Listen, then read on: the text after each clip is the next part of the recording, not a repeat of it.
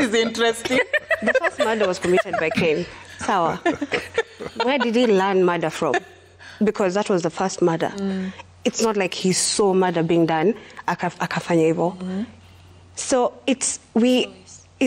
yes, as human beings, we have an innate pulling towards sin, towards evil. It's in there somewhere, it's in there. Always pushing you to do the wrong thing. Yes. Evil ndo inabamba. It's in there. That's why we constantly...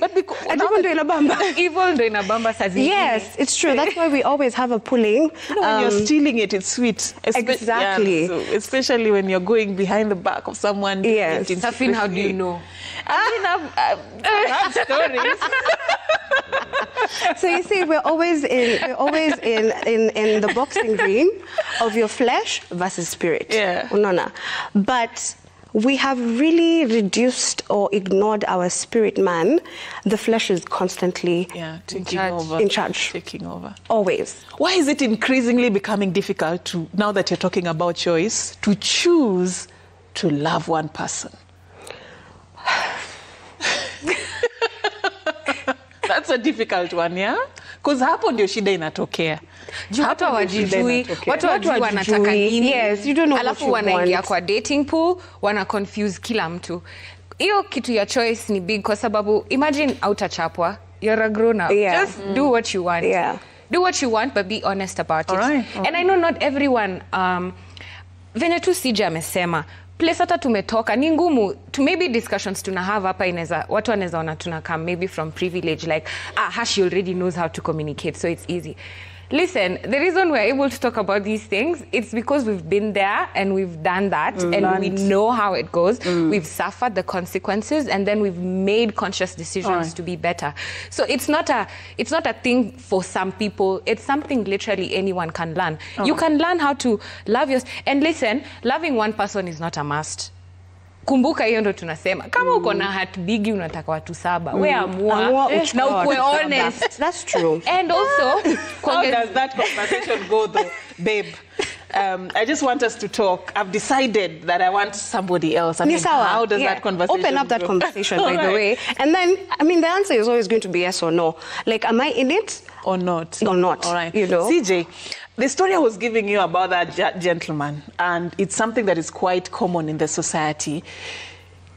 A lot of these women actually existed in very stable marriages with very big people in the society. So you wonder, why did they cheat? What is happening to the institution of marriage? What is missing? What is pushing partners in marriage and very stable marriages to find themselves in some of these, situations and circumstances? I think it's presumptive to say that they're in stable marriages. Just by from outside, that's a good point, though. You think it's a good a dream marriage, but then you don't know what happens inside. That's good. Because our parameters for measuring stability mostly is finances. So we think that when somebody's taken care of, then they are stable. And then sometimes longevity.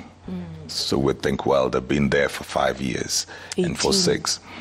But again, as I said, people are growing and changing. And they're meeting new versions of themselves every single day. And if there is no intentionality in communication and connection, you realize that you begin to grow apart.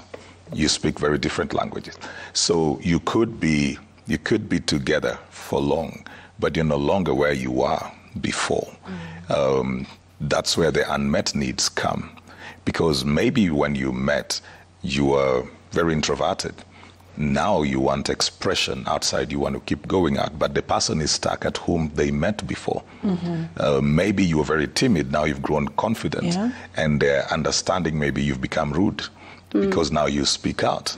They were used to a very timid, quiet you. You've built yourself, you've grown yourself. Haven't you seen people who are afraid of their partners growing themselves academically, socially, career-wise, because they're not sure they will handle that person. So some of those changes come at a very high cost. Probably those women, as much as they have men who were financially stable, these men are less emotionally present. and sometimes less physically present. Because sometimes you are out there ensuring that the bills are paid, the mortgage is paid, the car loan is paid, the children are in good schools, and they may not be doing anything wrong. But now here is a woman probably who emotionally is being starved. She's not being listened to. Then she will meet somebody. You know, Georgina started talking about the Bible. So I'll take you back to the Bible where everything started. Everything started when a serpent spoke to a woman. That's where it all started. The first person that the devil spoke to in the Bible was a woman, because women are very conversational. It's very easy to get the attention of a woman. You just need to start a conversation. You just need to say, your hair looks good. Her hair looks good, by the way. Thank you, guys. Thank you. Women will be strangers, walk into a room, and in a minute, they'll find something to talk about. Men will come in and, you know, either nod or just look at each other and show each other respect in silence. So when a woman is starved of conversations, communication, attention, affection, it may open a door for somebody to get that from them. So it's not just